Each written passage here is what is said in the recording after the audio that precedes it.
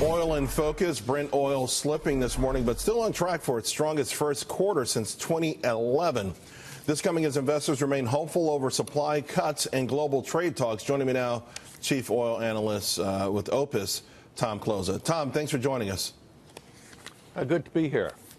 Oil has been whipped around like crazy in the last year or so, and just as you think it's going to break out, it collapses, and just as you think the collapse is going to continue, it finds a way to rebound. What's driving all of this? Well, I think, first of all, you have to recognize that it got oversold tremendously in December. I mean, there was no reason for WTI to get down to about $40 and Brent to get down to about $50. And then you did have OPEC really coming in with cuts, and they are, for the moment, over-complying. At least the Saudis are. You know, they're complying to the tune of 120% of the cuts. Now, don't expect that at the end of this year we're going to see a quarter like the first quarter in subsequent quarters. There's only so far we can go. And U.S. production will probably surpass 12 million barrels a day this month. It was about 5 million barrels a day back in 2011.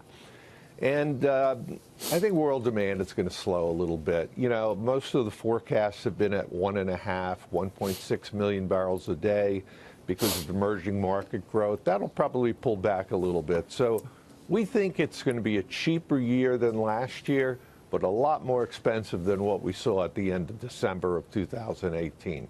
Tom, Jonas Ferris here. Is any of this responsible by, I keep thinking like peak car. I keep seeing numbers that, like, with the Uber and everything, the millennials don't want to buy car. Does that have any role at all in this relatively low oil price? Because everybody 5-10 years ago was thinking 100 was the new normal in oil, and it seems barely able to stay over 50. Or is it really just what's going on with OPEC and Russia and global demand?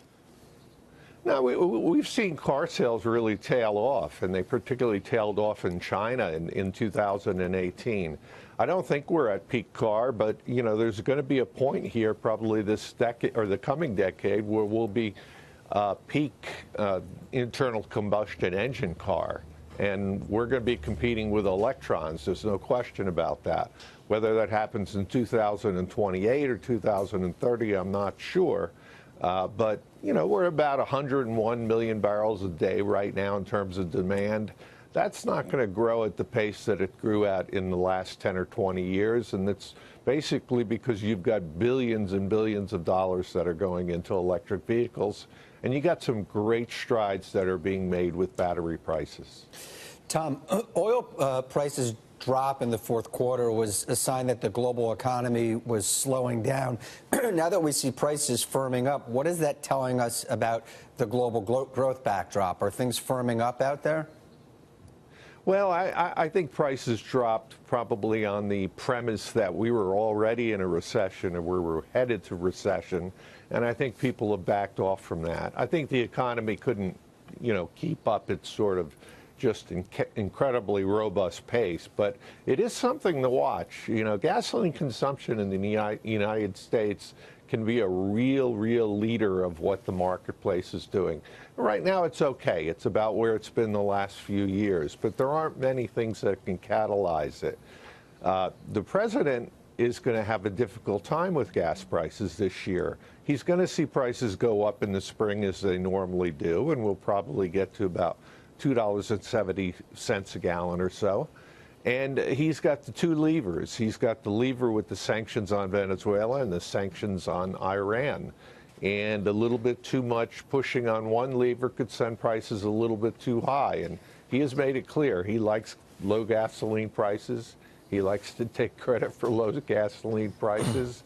Right. And he recognizes that that's a big thing for his base. Tom, about 4 or 5 years ago, ExxonMobil wrote this amazing piece.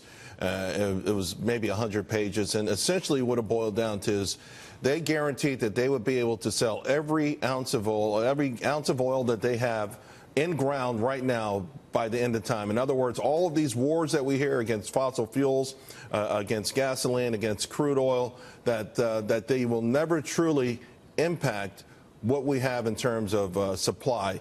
Do you agree with that? Well, I think they've changed their tune to a certain extent. There will be a peak demand period. That peak demand is probably at least 10 or 20 years off. The interesting thing is what really has helped ExxonMobil and has helped a lot of the companies in the United States is the export market. There's going to be weeks in 2019 where we're going to be exporting 5 million barrels a day of crude oil. Now, compare that to 2015 or even early 2016 when there was an export ban and you could not export anything. So we are going to be a bigger exporter in the world than everyone but Saudi Arabia and Russia. We're going to surpass Iraq, Iran, you name it, and it's going to happen quick. Tom Closer, thank you very much. Really appreciate it.